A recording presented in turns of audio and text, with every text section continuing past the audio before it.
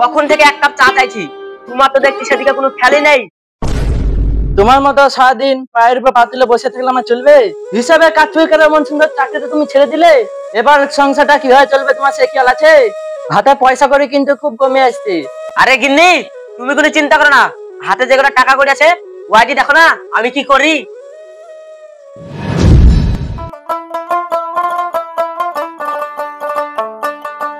ও ভাই দাঁড়াও দাঁড়াও দাঁড়াও ভাই দাঁড়াও।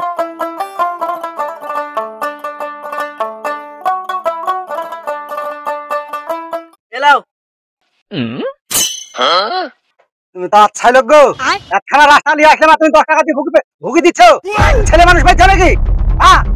ভাই আর খুচরো বসে নাই গো, অন্যদিন দেখাইলে দিয়ে দিবো। তুমি ঢের ঢের কিপটে মানুষ, এরকম কিপটে মানুষ দেখেনি গো। আরে নুরু যে এভাবে সেজে গুজে চললে কোথায় বাবা? শহরে যাচ্ছি কাকা, শহরে নতুন কারবার শুরু করেছি তো। তাহলে রোজগার পাতি খুব ভালো হয়েছে নিশ্চয়। আর আপনাদের দোয়াই খুব ভালো হয়েছে কাকা, সপ্তাহে যে টাকা লাগাই সব দ্বিগুণ হয়ে যায়। হ্যাঁ বলো কি, সপ্তাহে দ্বিগুণ? বাবা বাবা, দারুণ ব্যাপার তো। হ্যাঁ দারুণ ব্যবসা। তা কিছু টাকা লাগবেন নাকি কাকা আমার ব্যবসায়? লাগাতে পারেন কিন্তু ভেবে দেখুন।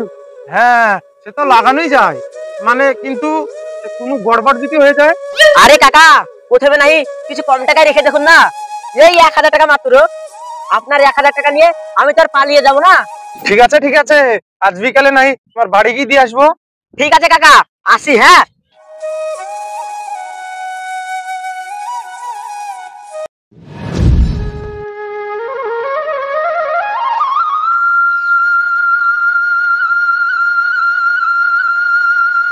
ওই তো সামনে একটা লোক, দেখি ওকে ফাঁসাতে পারি কিনা।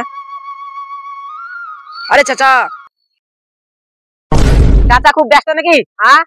আর বলো না ভাইপো, ঘুম থেকে উঠা থেকে কত কাজ, বাথরুম যাওয়া, দাঁত মাজা, মুখ ধোয়া, চা খাওয়া, এত খাটনির পর শরীর চলে ভাইপো বলো তো? ঠিকই তো ঠিকই তো।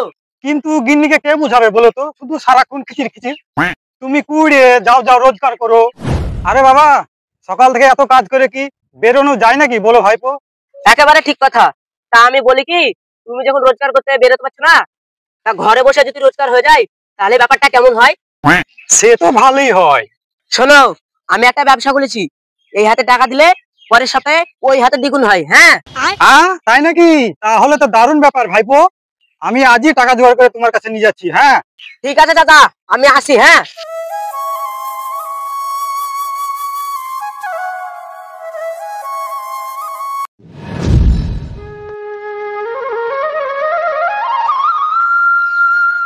আরে কামরুল যে, কেমন আছো? আরে নুরু, নতুন পোশাক বড় সড়ো বিজনেস করেছিস নাকি? আরে হ্যাঁ রে ভাই, এক সপ্তাহে টাকা ডবল করা ব্যবসা খুলেছি। আচ্ছা ঠিক আছে ভাই, তুই কাজ কর, আমি গেলাম। হ্যাঁ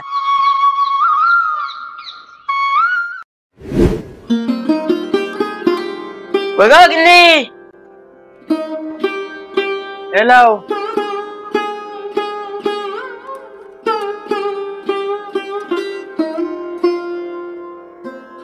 হ্যাঁ গো, টাকা পয়সা জোগাড় হলো কিছু?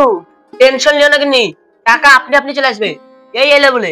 এই যে ভাইপো, আমরা এসে গেছি। আমরা 1000 টাকা করে এনেওছি। এবার এই টাকাটাকে ঝটপট দ্বিগুণ করে দেখাও দেখি। এই নাও ভাইপো। এলো ভাইপো। ভাইপো নাও। ঝটপট তো হবে না, তবে এক সপ্তাহ পরে দ্বিগুণ করে ফেরত দেবো। হ্যাঁ আরে ভাই, টাকা তো দিয়ে আসলে, দোকান ফোকান কিছুই দিল না।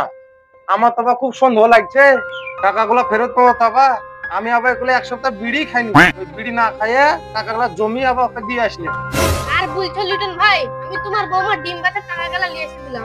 আরে ভাই, তোরা তো বলছিস ডিম বেচে টাকা দিয়ে আসলাম, আর ও ভাই বলছে বিড়ি না খেয়ে এক সপ্তাহ সেই টাকা দিয়ে আসলো। আর আমার ওর খিচকিচি জ্বালায় ওকে বন্দুক দিয়েছে, সেই টাকা নিয়ে দিলাম। বুঝলি?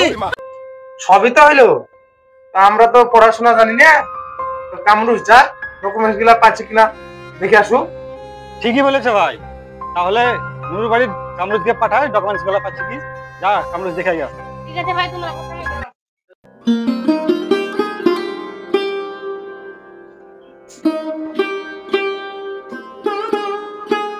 এই শুনো, আমার কিন্তু খুব ভয় করছে, তুমি কি করতে চাইছো বলো তো? ওই বকো না, টাকা গেল কোনো? বাবা কতগুলো টাকা গো, চলো আমরা পালিয়ে যাই।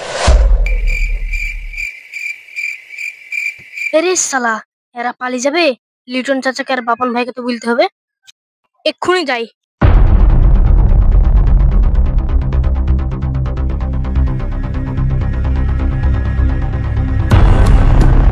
লিটন ভাই, বাপন ভাই, সর্বনাশ শিখেছে গো।